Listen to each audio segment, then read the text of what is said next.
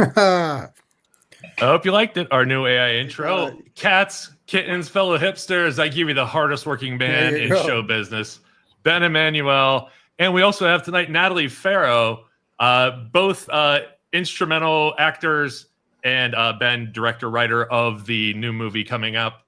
My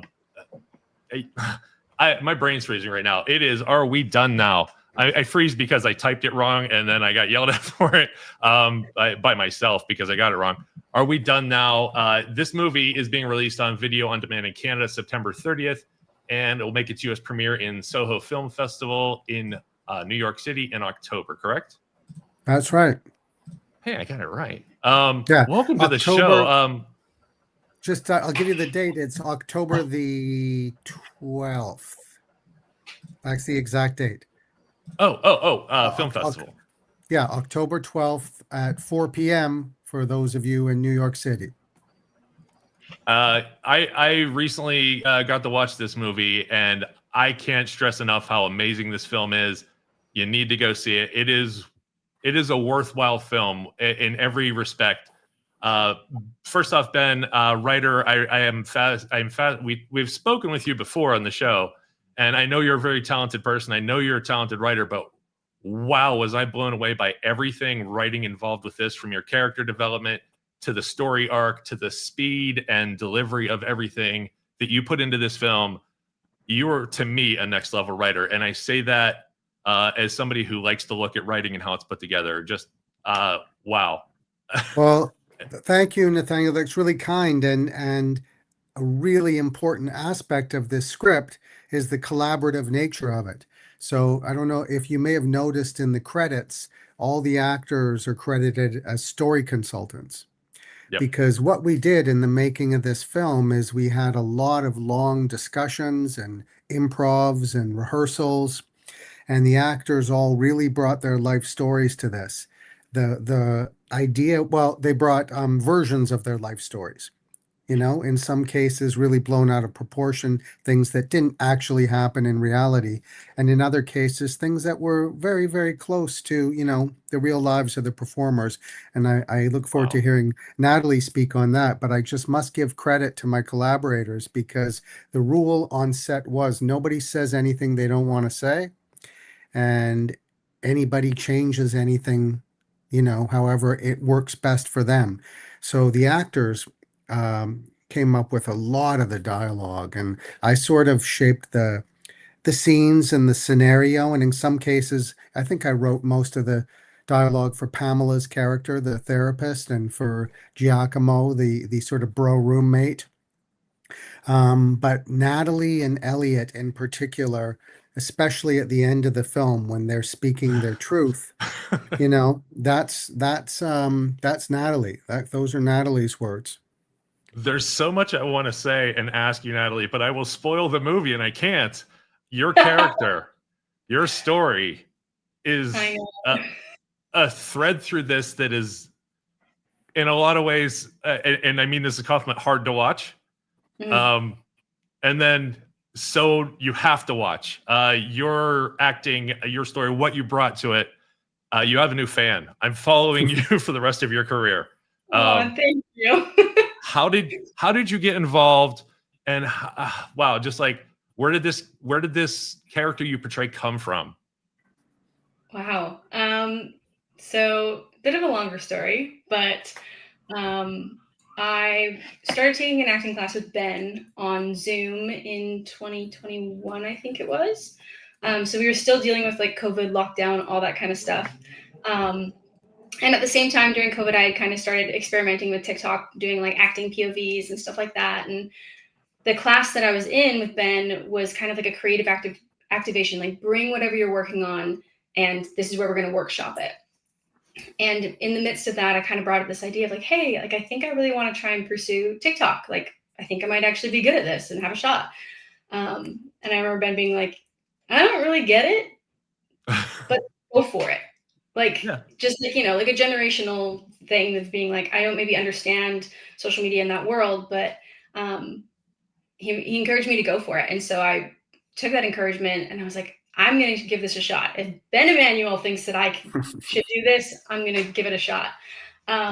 And Get it? so, yeah, and so I did, and I put out this like one particular like story POV, and it started blowing up and like kind of blew up overnight. And I gained like 80,000 followers overnight. And then another video went to like 7.8 million views, and then I jumped to like 100 and something thousand followers, like crazy. And I remember emailing Ben, and I was like, "Well, I took your advice. Thank you. This is what happened.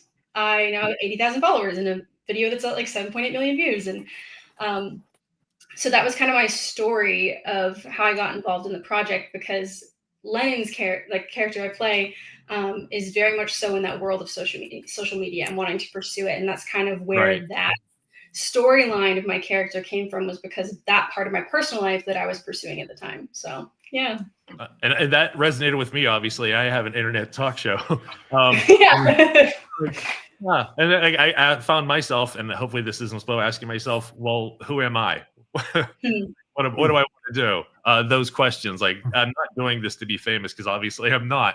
I'm Yeah. doing it because I like doing it, but why?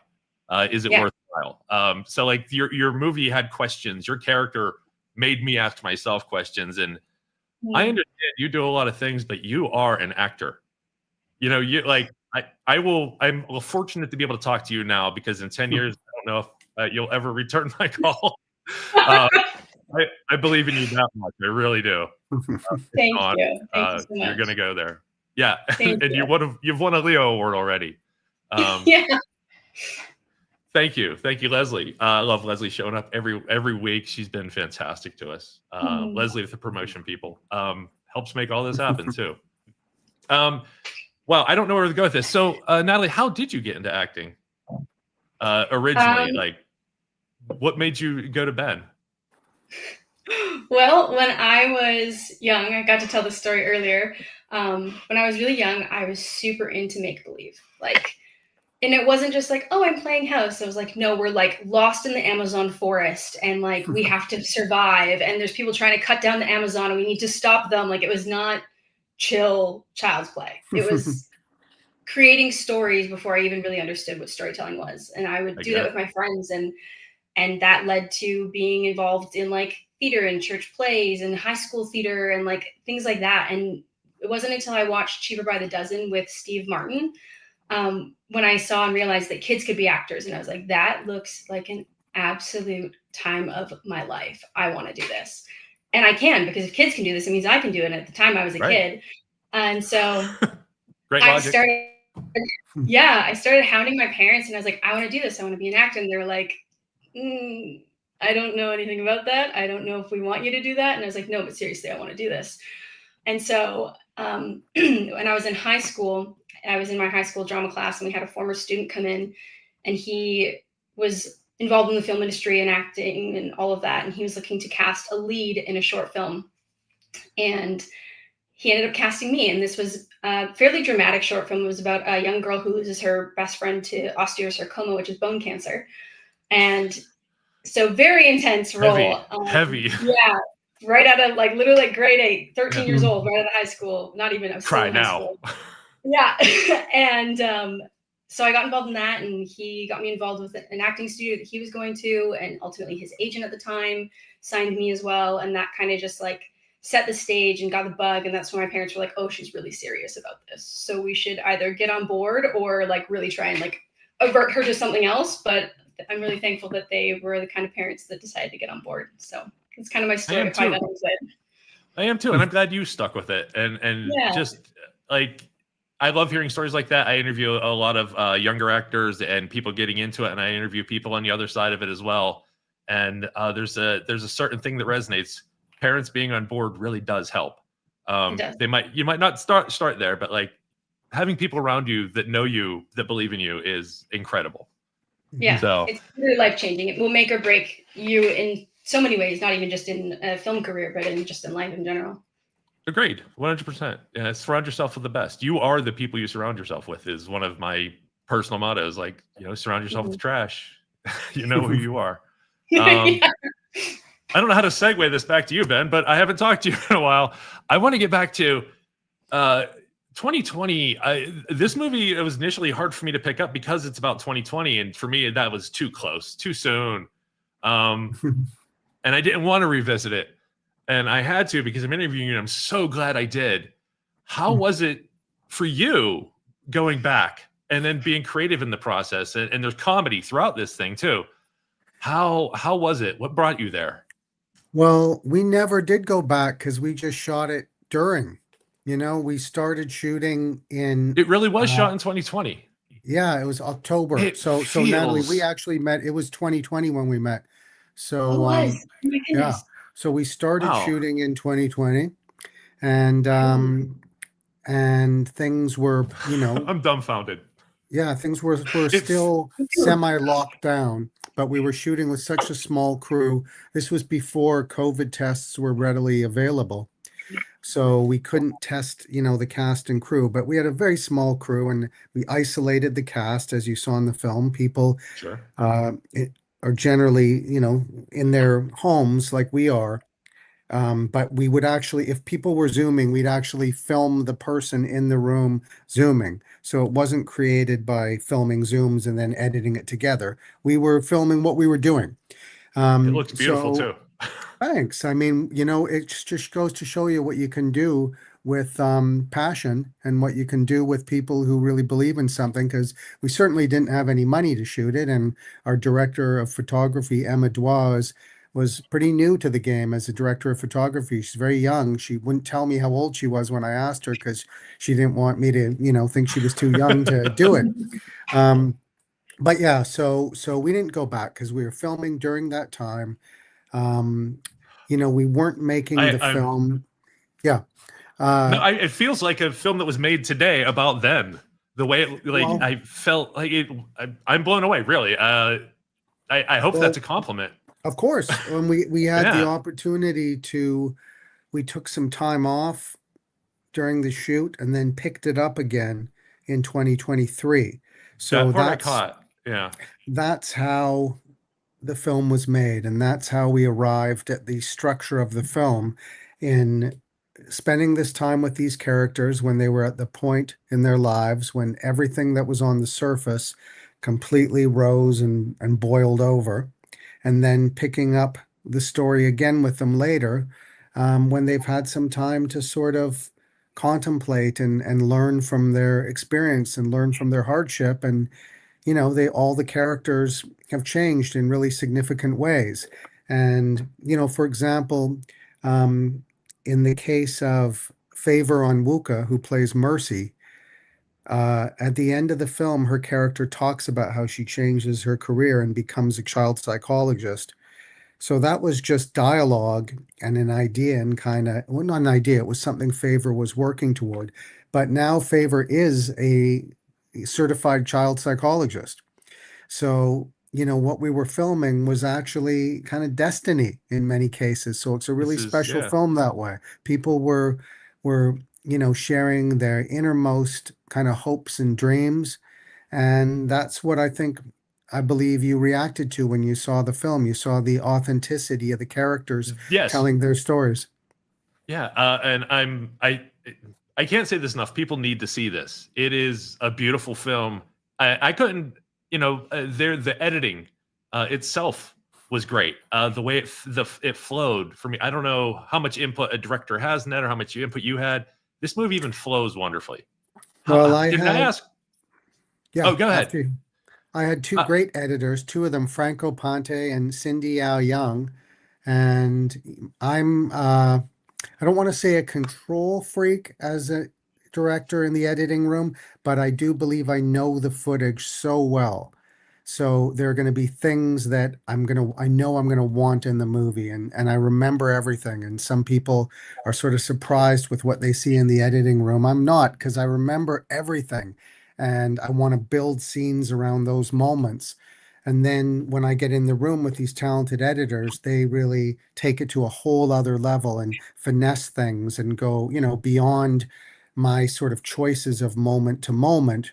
And together we really build the arc of the scene. But I think everyone in the cast and crew did an amazing job. I really believe that. But I think the editors, uh, this film could have gone a lot of different ways, but they really managed to combine the sort of imagined documentary aspect of it with the comedy, with the really sort of heavy personal stuff.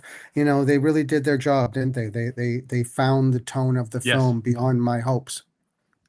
Nothing was jarring. Nothing. When I was done, I felt like I watched a complete movie. That nothing was left on the cutting for it, and I'm positive there was, and I would love to see how much. But it felt like a complete movie.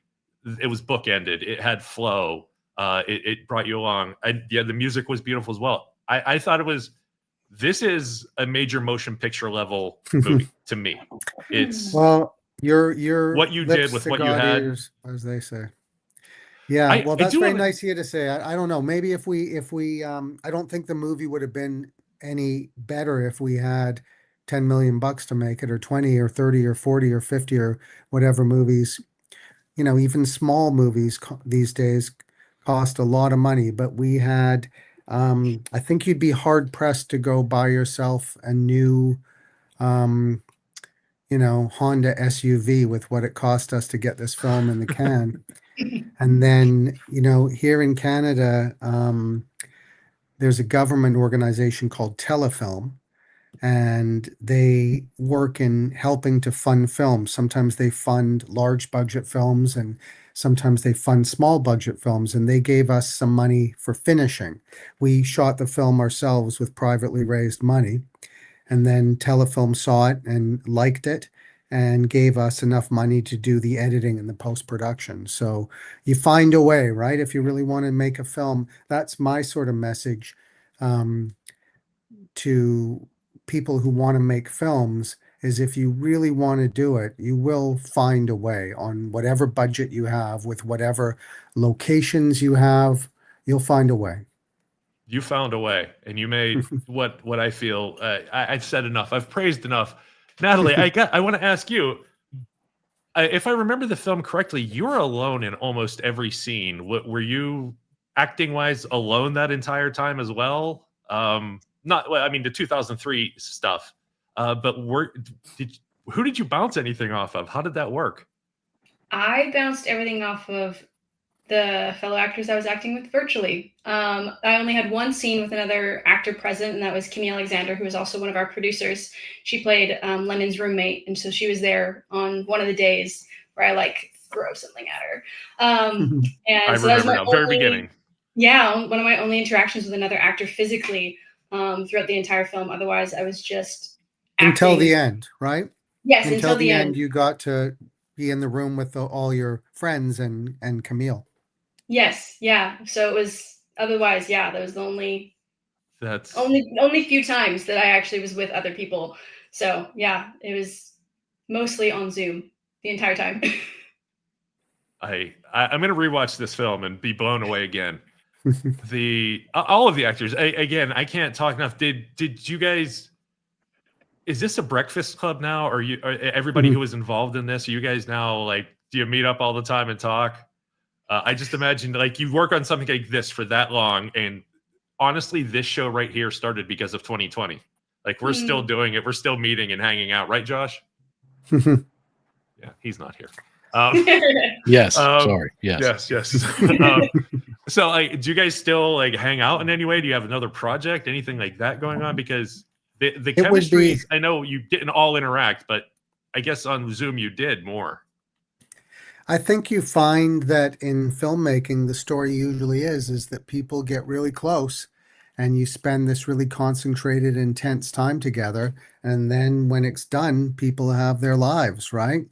And, everyone is sort of doing different things and everyone's spread out, but we do keep in touch. And some of us, our producer, Bernie, is never going to get rid of me.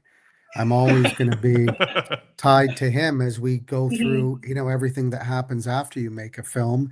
And of course, we stay in touch with our other producer, Kimmy Alexander, and Troy Mundell, our producers, and the cast. We're here in Vancouver, which is a smaller film community than a city like Los Angeles or New York, but it's getting bigger all the time. And now actors used to see each other all the time at auditions. So you'd see your peers, quite regularly. But now people do their auditions, they tape them at home or in studios. So people don't see each other as much. But, when we do, we're always very happy to see each other. Yeah, I love it. I got to see Camille at a friend was premiering a short film, and she was in the audience, and so I got to see her then. So sometimes we'll see each other at industry events, but I'd say that there's a very popular saying, especially here in Vancouver, whenever you're working on a film project, and it's always like, oh, we'll see you on the next one, because you don't necessarily see each other in between, but you'll see each other probably on another project because the community is actually quite small. Yeah, I've seen a lot of crossover because working with Leslie, I work with a lot of Vancouverites. Is it a Vancouverite? Yeah. And I know you all bounce in similar orbits, and it's great to see. Like watching this movie, I'm like, did I talk to that person? Do I know who that is? I've met, like, if I say the name Alex Zahara, one of you will know him. So Sure. that sort of thing. Which I love, and it makes me. I'm going to visit Vancouver because I've met and talked with so many great people in the area. So I could go there and want to be an actor because I know all of you virtually. Come in the summer. Yes, I agree. Aren't the mosquitoes bigger? No, there's not really that many mosquitoes here. Yeah. Come in the summer; it's beautiful, and the weather has been, fantastic. The rest of the time it can be a pretty rainy town, and it's still beautiful. But I the live in summer, Pittsburgh. That's yeah. Okay. We get The rain. summer in the summer, Vancouver is truly mind blowing. Mm-hmm. It's like alive. I'm gonna do it. Mm-hmm. It's like the heartbeat of our city. All of a sudden, just like I was like, whoa. Like Yeah. it's like everybody comes out of hiding and is like, oh, sunshine. It's a similar feeling here, especially when the first day when it's above. I'm trying to think. A little bit above freezing, people will start wearing shorts and no jackets. Yeah. Like, it's warm again. We could go outside. People start doing the limbo down Main Street in Vancouver as soon as the sun comes out. Yep. Yeah, we don't hear, but we have a thing called Picklesburg where people get together on a bridge and celebrate pickles and all things you can make with pickles. If you like pickles, come on out. That sounds amazing. Nothing wrong with pickles. Yeah, exactly. Well, Heinz condiments and Heinz pickles are a Pittsburgh thing, so okay. we lean into it, even though I think it's all craft now anyway. Let's get back on topic here. You're like I really my goal here after seeing the movie was to convince people that like this is something I don't know, maybe even convince you. Like I was that touched by it and what I saw, and I wanted to get into I guess. Well, we'll start with Natalie because I want to get into it's not quite casting, I guess, but like how you chose who you wanted and what stories you wanted to tell. But Natalie, when you got involved, did you have multiple stories you maybe wanted to tell when you settled on this, or how did you feel about everything after you'd done it? You mean after the film had been like wrapped? Yeah, the first time you saw, like maybe even not the full edit. Were you good? Did you think it was what you wanted? I will be completely honest. I'd never seen the film until we sat in the theater with everybody else and we're watching it for the first time. And so I was shaking in my boots because I was like, I have not seen this. I have no idea what I'm going to think of it. I'm watching it for the first time with strangers. I'm terrified. And I think also too, going into that, some of the film that we shot it in a time in my life where I was really going through it. And I think I was afraid to watch this film in some ways because it is really like a time capsule of my personal life. Like my life really does mirror a lot of Lennon's. It's one of those that's more closer to. And I think I was nervous coming into being like, oh, like, am I going to see like, or be reminded of that painful time in my life because of I remember filming it at that time. And so there's a lot of like kind of inner working stuff going on for me. But when I watched it, I was like, I'm actually so proud that I chose to be vulnerable and I chose to share that story. And I'm like excited that people get to watch this part of this story for this character. And that for me, it's very personal, but it also might be really personal for somebody else who's gone through something similar. And so I got to sit, the first time I watched it, I was like, I don't know how I feel about it. And then I watched it the next night and I was like, that was awesome. And I'm really proud. And I'm proud of this film. And I've always been proud of this film. But I was able to sit back and be like, I'm proud of my character and the work I did and the storyline that we told. So, yeah. And I believe you're going to help people who watch this and are in similar star chasing or whatever they want to do. Like it helps ground you. I think your character, there's so much I want to say that could spoil it, but there's so much tension is raised and relieved. Yes. There's a value to it. It's not just watching somebody go through something. There's a value to it. So congrats on you for everything you brought to that role and for opening yourself. Thank you. Which brings me to Ben, like in the casting and finding the stories you wanted to tell. How did you pick? And there's an acting coach in there. I know how you picked him. There's a director who's seen very little but influences the entire story completely. I know how he got into there, but what about the other characters that you brought in? What was that process like for you? Well, the origins of the film were unexpected because an executive producer I'd worked with before suggested, really early in the pandemic that let's do something about the pandemic. And I just thought, I don't know what to do. And no, we didn't know anything. We didn't know anything. It was just so everything was unknown and there was no we were still, I think all of us gone pretty numb, or they were kind of dealing with that balance between anxiety and numbness. And so I didn't know how I can write about this. I didn't know where I fit into it. But when I started doing the acting classes on Zoom, that was a really lonely time. And everybody, for some people, they were literally isolated. So people are kind of zooming into these classes. And people, we all thought that acting class, how can you do it on Zoom? Because acting is such an intimate, connected art. What we found out is there's a lot of power in the vulnerability of somebody sitting alone in their home.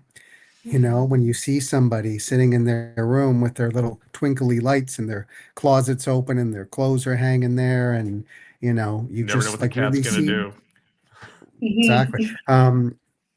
It's very revealing, and I really felt kind of really privileged and honored and grateful to be able to do that, because I was here with my wife, and so we always had each other's company, and we did really well during COVID. Some marriages were really challenged, but we did well. I also had my studio, my acting studio, so we could have space. I could just go off to the studio, and I like to go for a lot of walks. So we gave each other plenty of space, but our time together was good. Some people were all alone, and people were in these Zooms we were having. A lot of conversations came up, and as we all know, it was such a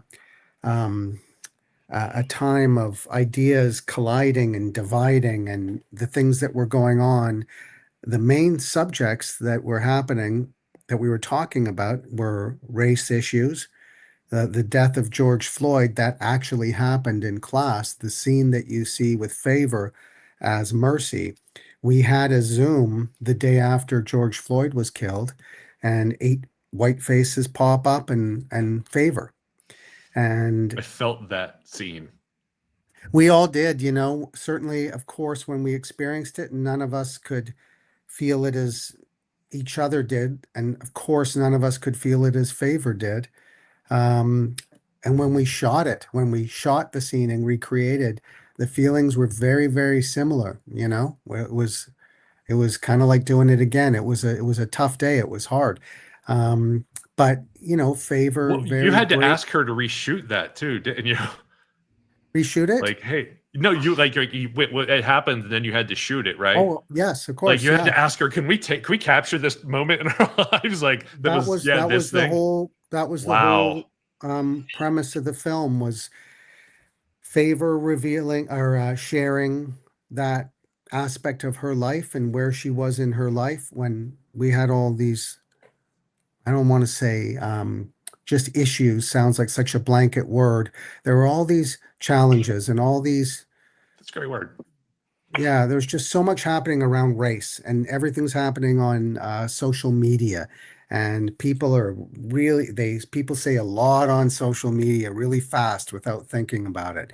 And then you kind of can't take it back, right? So people were just spewing ideas out emotionally on social media. Some of them were obviously really relevant and important, and some of them maybe we could have done without. Um, but Favor was willing to give that part of her life to the story, and also the love and connection with her family was so essential to her story. And feeling isolated because Favor's not from Vancouver, so feeling, she's away from her family in COVID. When Natalie started talking, it really affected me because she was so vulnerable, but to me so brave in that just daring to do what you believe you want to do and knowing that the consequences you may be ridiculed, you may be mocked, as people may laugh at you, but as Natalie says in the film, it's better to risk it than to just not do it at all. You got to risk that rejection.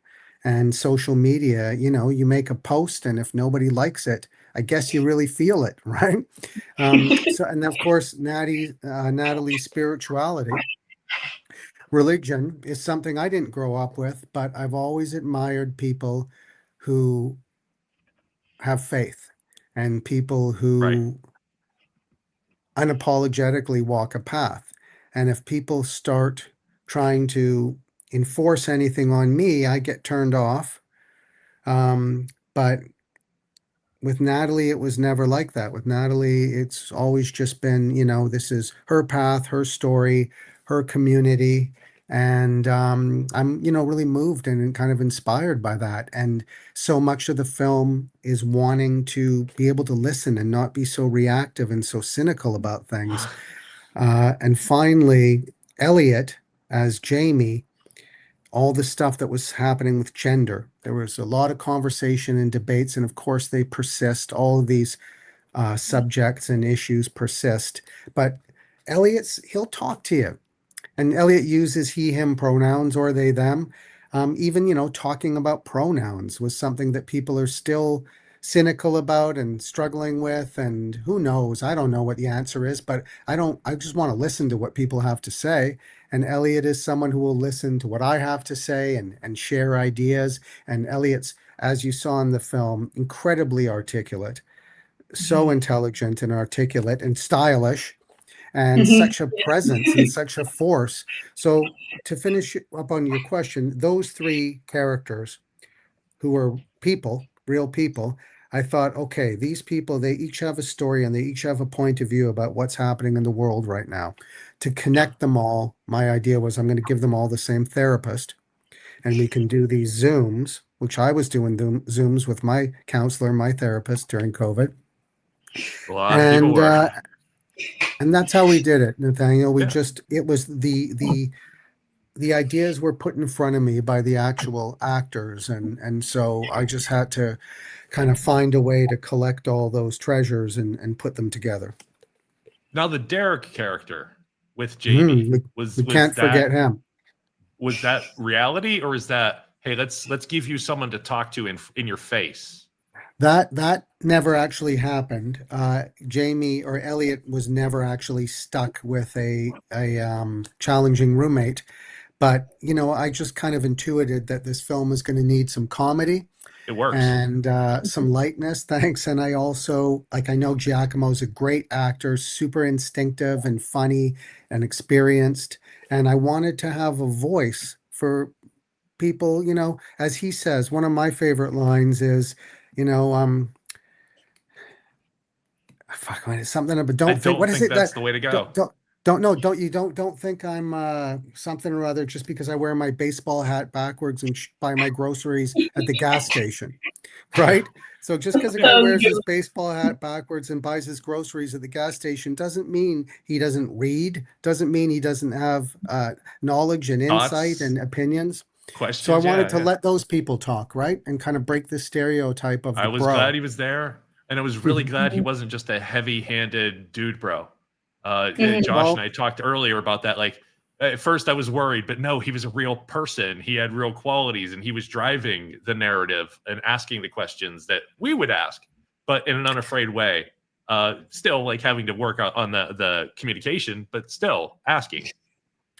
Yeah, people are afraid to ask, right? People are afraid to talk, and people are afraid to ask. And when we did the George Floyd scene, about a year or two later, I asked Favor what was happening for you that day in class, because like it is in the movie, she didn't say anything.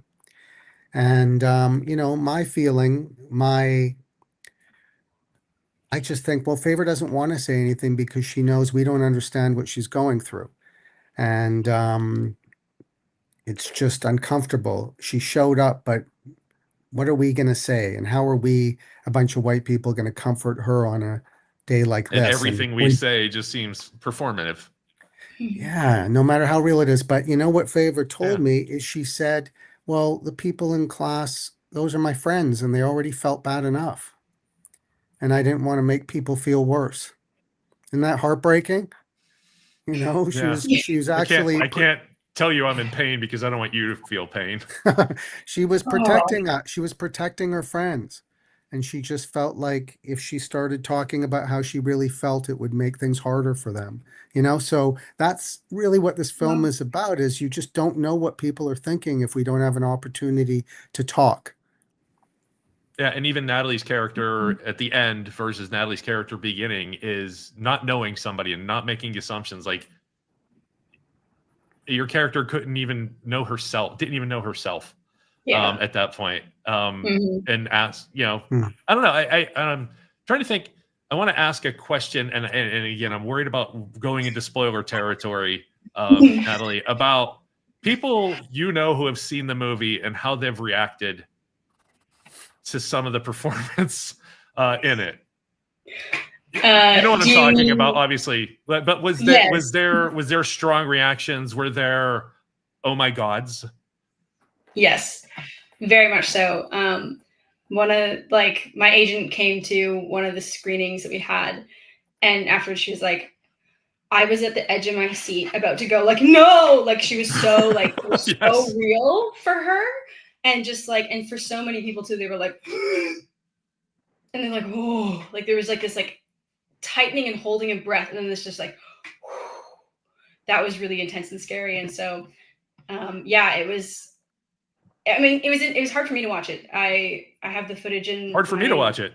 Yeah, that was perfect direction and acting and lighting and everything. It was hard to watch because it should be. Everything. Yes, exactly. And I can't watch the scene in any time without myself becoming emotional, because I'm just I know what it takes, and having struggled with depression in my own life at one point, and also people that I know and love dearly who have also struggled with it. Watching a scene like that, it can't not you can't not be moved by it and be impacted by it in some way. And so I think that it's a very potent and powerful scene. And I'm thankful it ends the way it does. As am I. How about Ben yourself? The when you saw the final cut, I know as you're very critical on a lot of the stuff you do, and you have a high standard.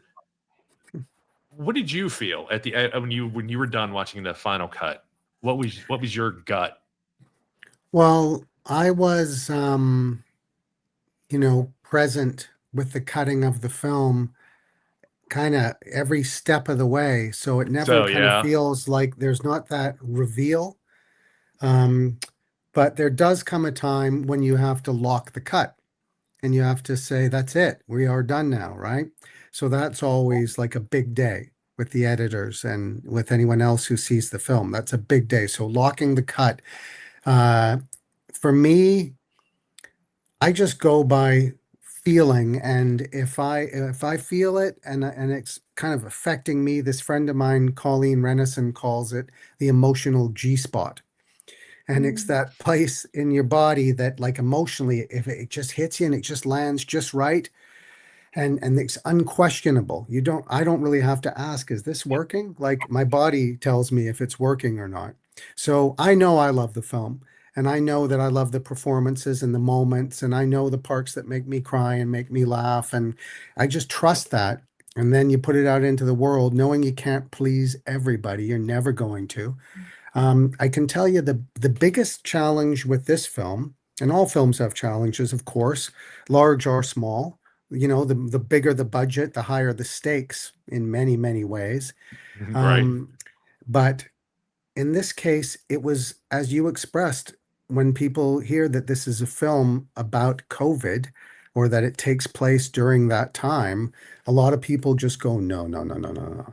Like, I just don't want anything to do with it. I was at a movie the other day and saw a friend of a friend, and she was sitting beside us, and a trailer came up for what's the new film, Joaquin Phoenix, Eldridge or something? Something I think it's called, I believe it's called something something like Eldridge. I haven't seen it yet. I'm probably getting the title. Eldritch Horror. What is it? Is it the Eldritch Horror?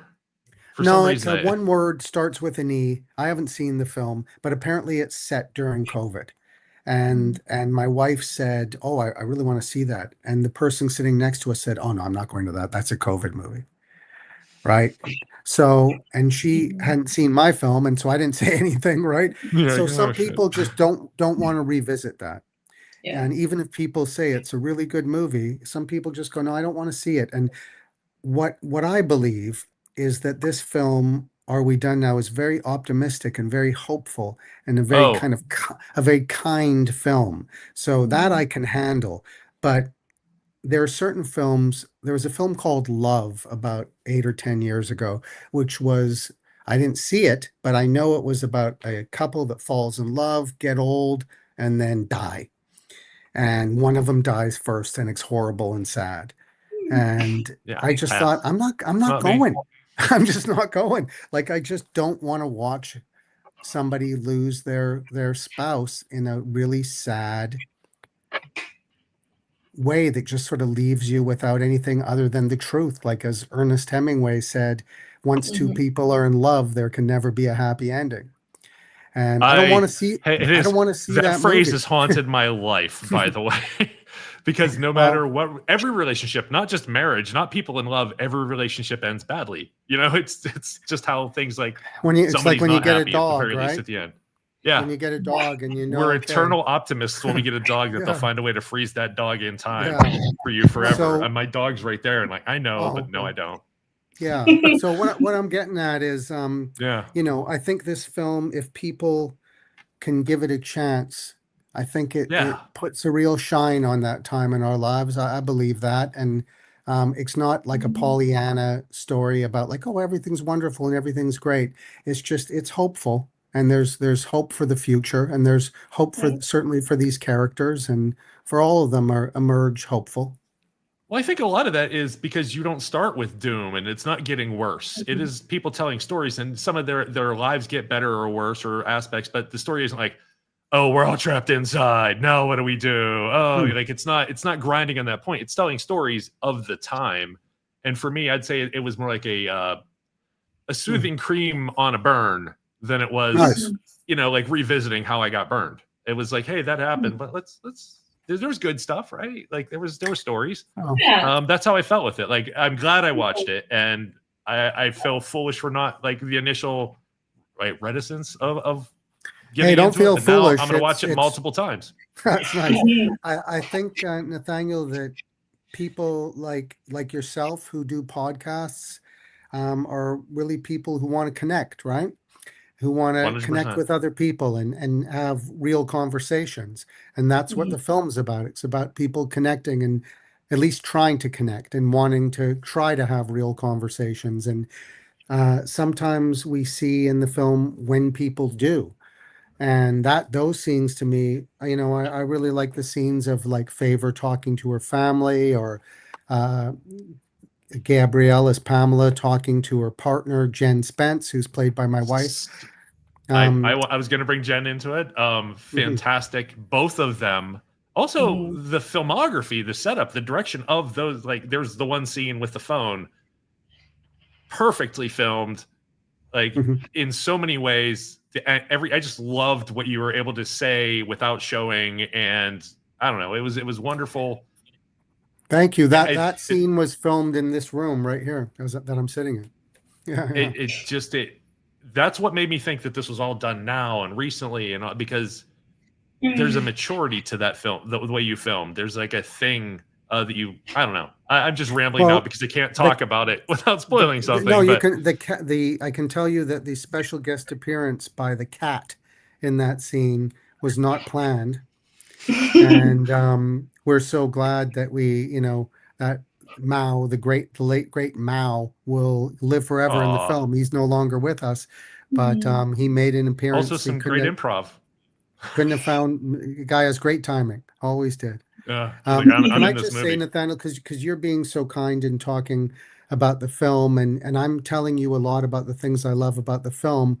For me, as the director of this thing, I'm not here on your show talking about like this film is great, this film is great, this film is great. Not. I'm saying like I really like it, and I'm really proud of it, and I'm You should really be proud, and I'm really proud of the performers, and I really believe in the film, and I hope more people get a chance to see it. But every individual who sees a film, it's up to them to decide, if it connects with them or not. And it's nice to have a conversation with you, knowing the film connected with you. I hope that I get to show you. And Josh, please jump in and talk because he watched it. I think he watched it last night or today.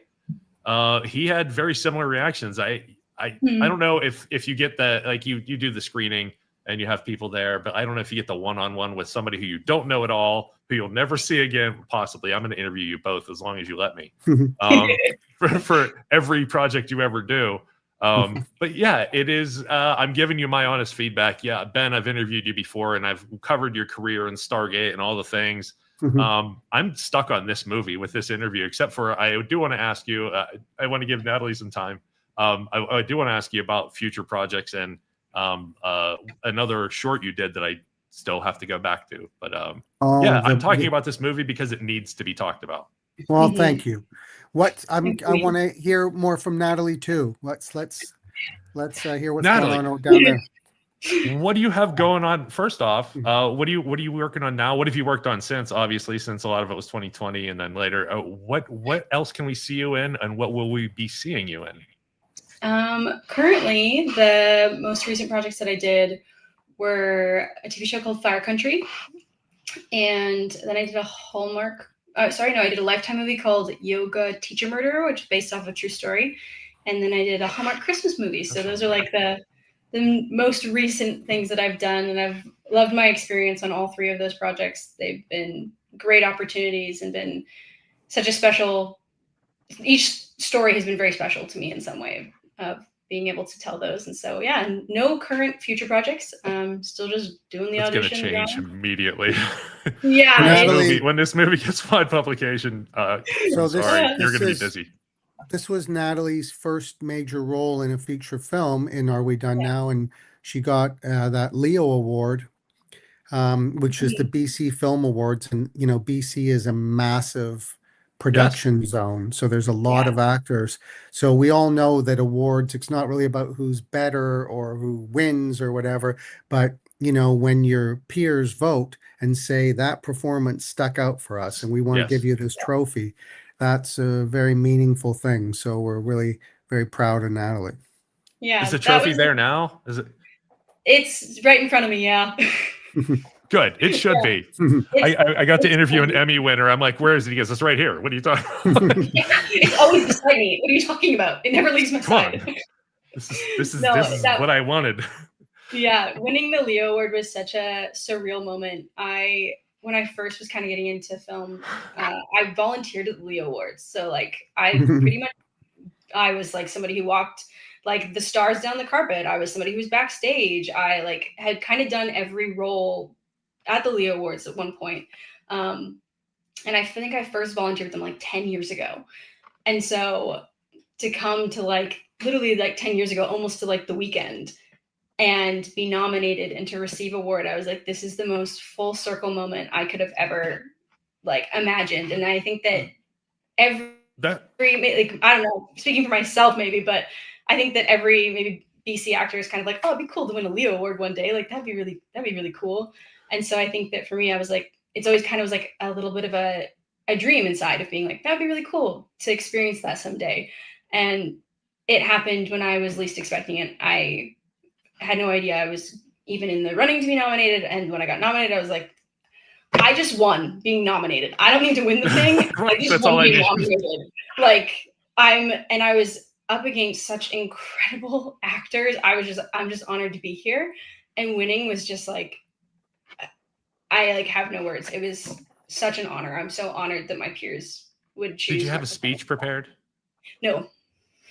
What happened? I like fully was just sitting there relaxed, like, I'm not winning this thing. It's totally cool. I'm so excited to cheer for whoever's going to win this thing. So excited. And then they called my name and I was like, oh no, now I have to say something. Don't trip, so don't trip. Yeah, I got up there and I was like, okay, just speak from the heart. Whatever comes out is what's coming out. And I remember thanking Ben and Emma, our director of photography, and my parents were there. And it was just, I kind of blacked out on the whole speech thing. And I just walked backstage, and that was actually so special for me too, because a lot of the people I had volunteered with were still there working with the Leos. And so I got to give them hugs backstage, and they were just like, we're so proud of you. And I'm like, oh, guys, I can't believe this. And so each kind of stage where I went backstage and where I like signed for the award and all that, like I was met with familiar faces of people who have been a part of my journey like 10 years ago. And so the whole process was just so sweet and endearing. And and now you got to order them to get you things, like get my coffee and get me a chair. Absolutely not. I believe I knew the answer to that. Yes. Yeah. That's really like that story in itself is at least a short. Like the girl who was the seat filler or the seat basically. filler, and it just follows you through the whole thing, and then like you can do it too. Yeah. Oh wow, truly. That's an incredible story. Ben, did you know she volunteered this whole time? Natalie did tell me that, and it's just another thing that just makes me so happy, right? Is you just got to keep showing up. If you really want to do something, you keep showing up. And like you said, it was 10 years later. And, there's a quote that is on the wall at my studio above the door when people go down, and I got it blown up like really big, like I think 10 by 6 feet or something. It's from Carl Jung. And I originally saw the quote. See, here's the beauty of social media. Sometimes I saw the quote on the Instagram feed of a writer I greatly admire and got to meet last year and spend some time with, John Patrick Shanley, who's a beautiful playwright, and he wrote in Moonstruck. He won an Oscar for Moonstruck. Okay. So he's a brilliant writer of theater and film and a director. I just really admire him, and his work has greatly influenced me for decades.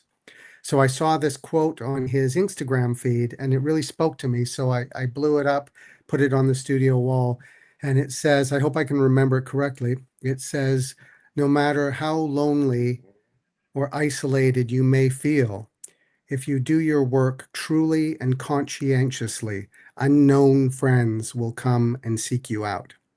I love it. And ain't it the truth? And that's kind of what I think Natalie's done. And what I try to do is you just do your work truly and conscientiously. And you just focus on that, on the doing of it, not the result of it as much as the doing of it. And things happen. And sometimes they're little things and sometimes they're huge things.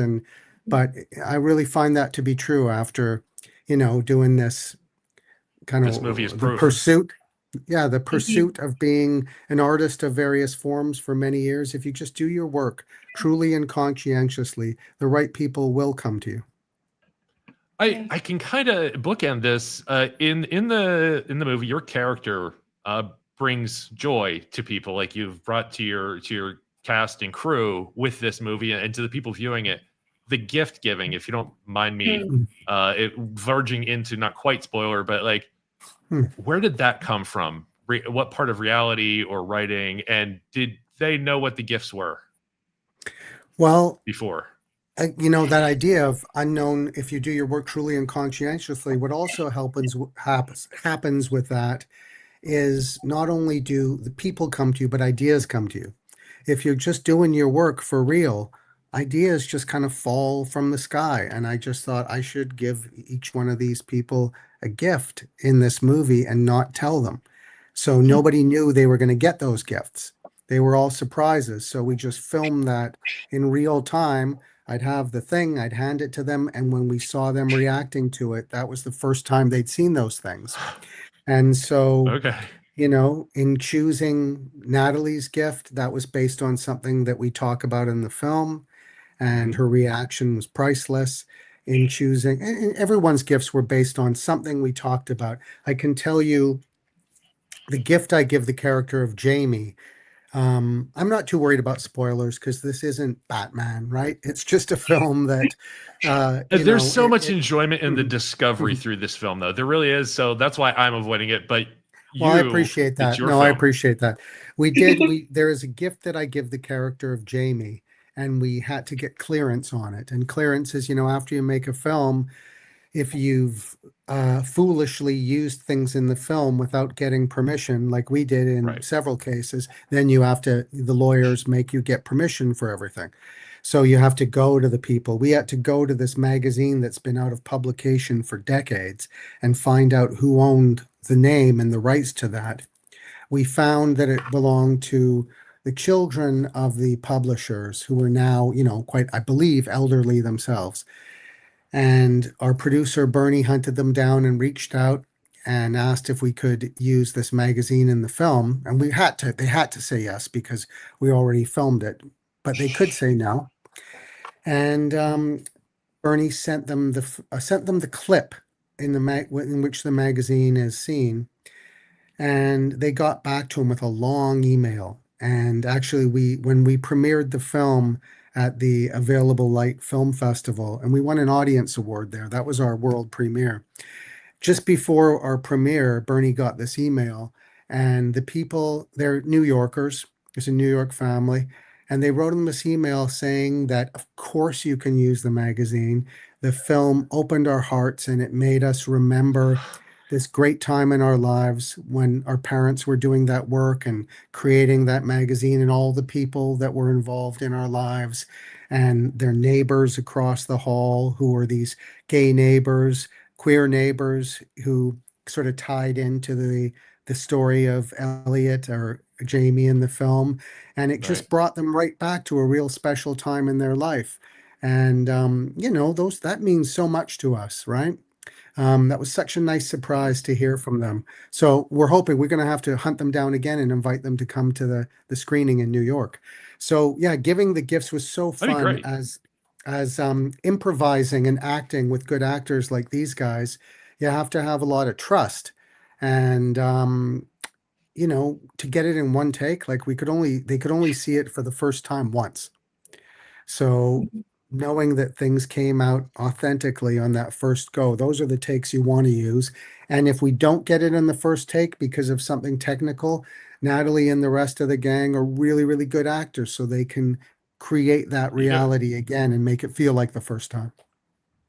I was pretty sure it was all on the spot, but the flow and the reactions, everything. I don't know. It just worked for me. I'm glad you decided to do that, and I love the way you filmed it. So I'm going to leave it there. We're running out of time. So what I want to do is let me pull my dates up again here so people know. It'll released on video on demand in Canada September 30th, and it'll make its US premiere at the Soho International Film Festival on the 12th of October. 12th of October, yes, sir. Okay. Nice. Thank you very much, Josh. And please go check this out. Give it a shot. This is, to me, I've seen a lot of your work, Ben, and I do want to touch real quick on Ganji, your short. Please tell me that is one of the other things that you're still pushing on, that we're gonna see a feature length, because wow, I watched it after our interview, loved every second of it. Oh, thank you. Yeah, Ganji is a film about a boxer with pugilistic dementia trying to find a way to rebuild his life when the one thing you know how to do and the one thing you love and are good at is taken away. How do you reinvent yourself? It's something that athletes and many people really struggle with. So yes, I am working on a feature version of it, and that's a bigger scale film. That's a larger film that is going to require, a much bigger budget than I'm accustomed to working with. But there's a twist to that film now. There's a twist to the feature version, not a corny plot twist, but a very significant twist in the casting of it. So I hope I can tell you about that some other time. And I look forward to it. I do also want to say today I'm on the second day of a 3-day water fast. So if I hope I'm not too rambly and tripping out too No, much, not at all. because I haven't eaten this is day 2, so it's almost halfway through day 2, and yeah, I just kind of wanted to try it. I've just heard a lot of people talking about the benefits of this, and I know for me it's really good for me to practice discipline around food and to say, hey man, I'm okay. I can just not eat for a few days. There's lots of fat to burn here. I'll live on that. And but I wasn't sort of timing it with conversations like this. So I feel pretty good. But if I've been a little bit stammery or rambly, forgive me. I'm going to be dynamite on Saturday. Yeah, you're going to be in person. Who else is going to be there on Saturday? Oh, I thought no, I mean film on festival. Saturday when I finish this madness. Oh no, I mean the film festival. Who's all going to the film festival? Natalie, are you going to be able to make it? Are you still working on that? I'm trying my hardest, but my goal is to come. So whether one way or another, yeah. It's expensive, isn't it? It's you make little low budget films like this, and we don't have the luxury of having a studio or a streamer, somebody paying for our travel, but we're trying to make it work. Yeah. I hope you get to see the reactions. That's the one thing that that after getting to meet you to talk to you about this film, I feel fortunate in that you guys get to see my reaction or hear my honest feedback on it.